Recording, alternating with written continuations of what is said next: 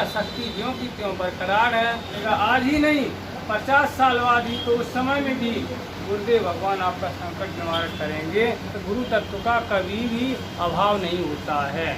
जय सीताराम। सभी श्रद्धालु भक्तों का हृदय से वंदन अभिनंदन।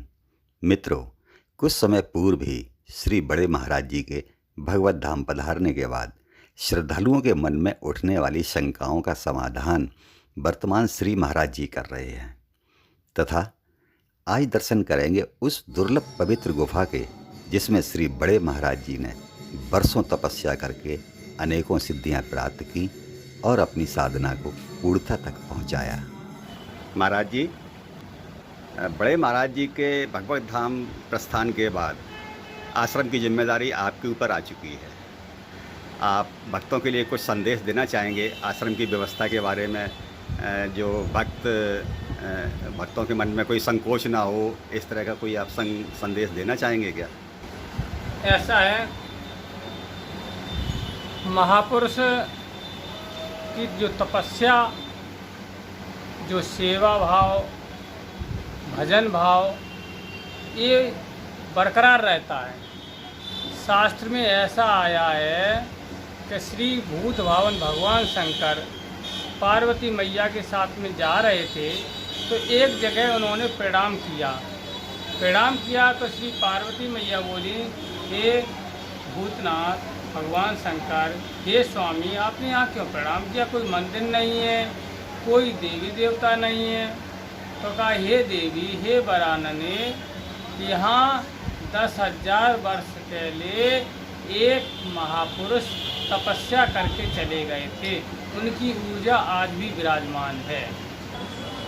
फिर उसके बाद आगे फिर चल देते हैं, तुम पुनराम राम दिन राति सादर जपो अनंग राति, भगवत नाम स्मरण करते हुए आगे फिर एक जगह जाकर के टीले बना हुआ था, उसको प्रणाम किया मत्था झुका करके। तो फिर श्री पार्वती मैया ने प्रश्न किया, हे स्वामी, यहाँ आपने कैसे प्रणाम किया? वहाँ तो 10,000 वर्ष पहले महात्मा भजन करके गए थे, इसलिए उस जगह में शक्ति है, उनकी तपस्या भी विराजी हुई है। तो कहा, हे देवी, आगे 10,000 वर्ष बाद एक महात्मा आएंगे या तपस्या करेंगे, उसके चिंतन के प्रभाव से यहाँ के अणु परमाणु में अभी से ऊर्जा आने लगी है। तो महात्माओं की तपस्या का प्रभाव कब से कब तक रहे, कोई कह नहीं सकता है। इसलिए बड़े महाराज जी भगवत धाम पधारने के बाद भी उनकी ऊर्जा शक्ति ज्यों की त्यों बरकरार है और वो भक्तों को संदेश दे के गए थे, हमारा शरीर जा रहा है, लेकिन जो आपकी निष्ठा जिस तरह से हमारे सामने विराजी हुई थी, उसी तरह से निष्ठा रखेंगे तो वही जो हमारे रहने पर आपका मनोरथ पूर्ण होता था, वो आज भी मनोरथ पूर्ण होता रहेगा। आज ही नहीं 50 साल बाद ही हमको चिंतन करेंगे, हे गुरुदेव भगवान, हम संकट में पड़े हुए हैं, तो उस समय में भी गुरुदेव भगवान आपका संकट निवारण करेंगे, क्योंकि गुरु तत्व का कभी भी अभाव नहीं होता है।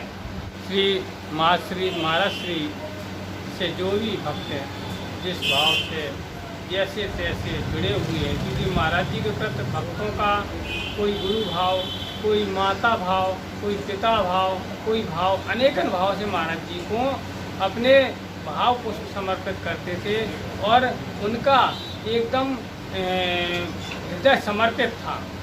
और अब ये कोई भक्त मन में चिंतन न करे कि हमारे गुरुदेव भगवान पधार गए हैं तो हमारी कैसी आव भगत होगी, अथवा हमको कौन पूछेगा, हमसे क्या कौन कहेगा, ऐसा कोई संकोच न ले आए। ज्यों को त्यों गुरुदेव भगवान की कृपा से उनका जिस तरह से सम्मान महाराज जी के समय में होता था, वो आज भी होगा, आगे भी होता रहेगा। उनको रहने की व्यवस्था, भोजन प्रसादी की सब व्यवस्था होगी, उनसे सब महाराज जी की तरह ही प्यार दिया जाएगा। अब आइए दर्शन करते हैं उस दिव्य स्थान के जो एक गुफा में स्थित है। ये क्या हो रहा है? यही है वह दिव्य गुफा जिसमें श्री महाराज जी ने कई वर्षों तक रहकर साधना की। उस साधना की ऊर्जा यहाँ के अणु परमाणु में समाहित हो गई है। इस गुफा की दीवारें उस ऊर्जा को पी गई हैं। ये गुफा उन कुछ दिव्य गुफाओं में अपना स्थान रखती है, जिन गुफाओं में बैठकर साधना करने वाले साधकों को आश्चर्यजनक रूप से शीघ्र सफलता मिलती है। इस गुफा का जो स्वरूप आज दिखता है, पहले ऐसा नहीं था। एक मिट्टी के टीले के अंदर ये एक कच्ची मिट्टी की गुफा थी। धीरे धीरे समय बदलता गया। कच्ची मिट्टी का टीला भव्य मठ का आकार लेता गया और उसी के साथ इस कच्ची मिट्टी की गुफा का स्वरूप भी बदलता गया। बताते हैं आज भी इस गुफा में तप की ऊर्जा इतनी प्रबल है कि साधक की साधना में बहुत शीघ्र सफलता प्राप्त होती है। ये एक दुर्लभ गुफा है। इस गुफा की ऊर्जा को अक्षुण्ण बनाए रखने के लिए ही हर किसी को यहाँ प्रवेश की अनुमति नहीं है। संत महात्माओं के अलावा इस गुफा में दर्शन के लिए कुछ विशेष नियम पालन करने आवश्यक हैं। वर्तमान श्री महाराज जी का नए आगंतुक श्रद्धालुओं के लिए कुछ सुझाव तथा प्रेमपूर्ण संदेश। जो सनातन धर्मी भगत, उन सबको हमारा हृदय से हार्दिक अभिनंदन।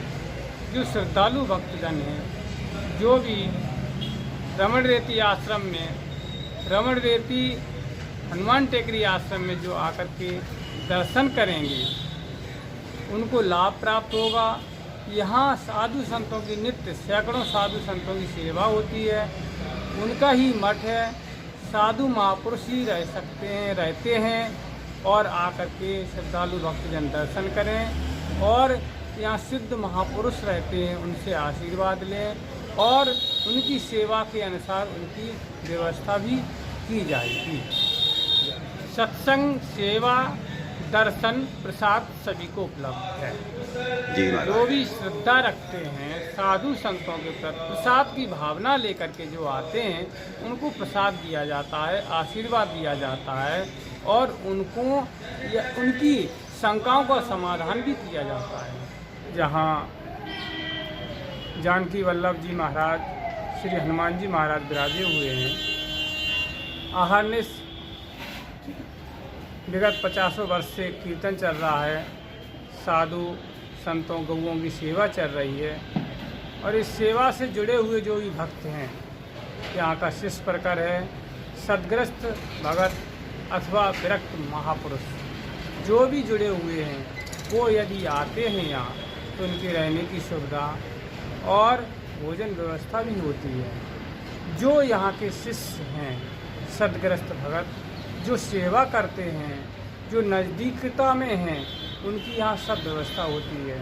और जो बाहर से श्रद्धालु जन हैं, जो आते हैं, दर्शन करते हैं, सेवा करते हैं, उनकी यहाँ भोजन व्यवस्था अथवा बैठ सकते हैं, लेकिन रुकने के लिए आश्रम की गरिमा और नियमावली को लेकर के बाहर के व्यक्तियों को रुकने के लिए व्यवस्था नहीं हो पाती है। हाँ, आगे चल के यदि वो सेवा करते रहते हैं तो गुंजाइश के अनुसार उनको सेवा दी जाती है और उनकी व्यवस्था भी की जाती है। हाँ, जो बाहर के व्यक्ति हैं, दर्शनार्थी हैं, आते हैं, सेवा भी करते हैं, वो सेवा की उनको उपलब्धि प्राप्त होती है, लेकिन जो उनके लिए व्यवस्था चाहिए वो व्यवस्था करने में हम मजबूर हो जाते हैं, व्यवस्था नहीं उनको मिल पाती है। लेकिन वो भी भगत लोग प्रसन्न होते हैं कि उनको सेवा से प्रेम है, सेवा लेने से प्रेम नहीं है।